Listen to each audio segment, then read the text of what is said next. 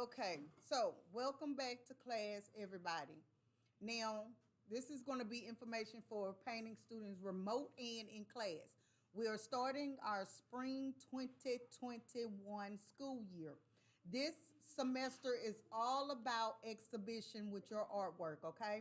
I'm just going to tell you that now. So if everybody's listening in class, this is for you too. AP students, this is for you too. Everyone in here and everyone remote must submit 2 works of art for VASE this year. I love your enthusiasm. VASE is the Scholastic art exhibit for the state of Texas, basically. Now, guess what? It is going to be virtual this year. That means that the work that you do, I need it here. Remote students, you got to find a way to bring it to the school. Okay, leave it at the front office. I have to take really good quality photos of all of your artwork. Okay, and I have to submit them virtually. All the other details will, you know what? Scratch that. Not 2 words. Let's just do one. You want to know why? If you do 2, that's fine. But there is a fee. There's a $18, 19 or something like that. It's less than $20 or right at 20 that you have to pay and fill out this form. I don't think that they're doing interviews anymore. So if you did VASE before for this art show and you went with us to the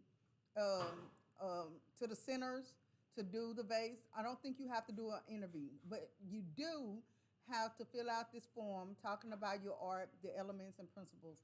And of course, I can help you with that. And you already pretty much know how to do that, okay? So submit 1 work of art. We're going to fill out that form. You're going to bring your money up here with the form. I'll have that available either at the end of this week or the beginning of the next week. So we're going to choose wisely your one art that you're going to submit, okay?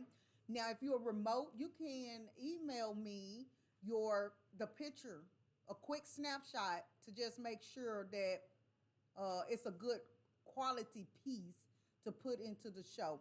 Those of you that are here, we can just go through your paintings and actually choose the one that is best. Now, I already know for sure many of you have one. Now, there's rules and regulations.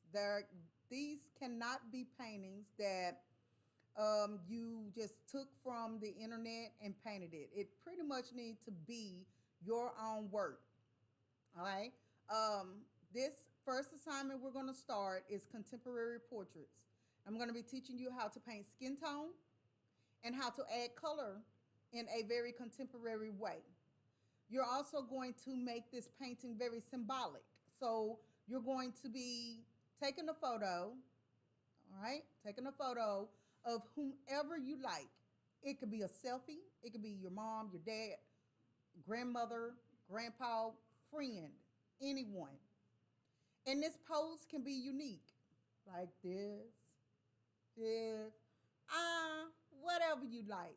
Make it expressionistic because the pose need to be something expressionistic with mood, showing character.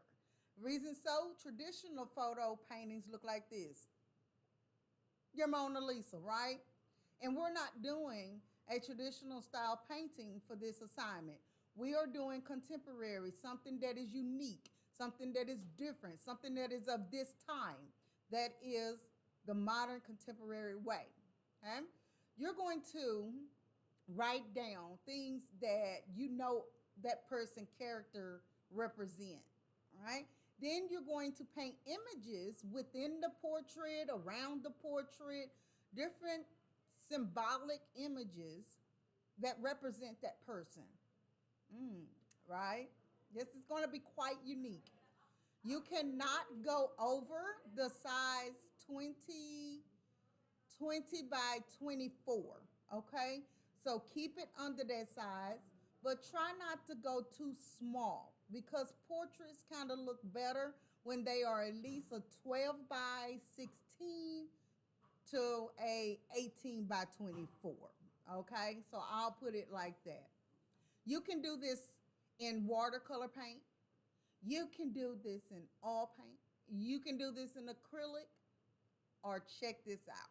You can do the mixed media when you mix all of those mediums together: watercolor, pastels, oil, acrylic. Mix them all together. Even maybe find newspaper clippings, magazine, wood, metal, things with texture. Have fun with this painting, okay?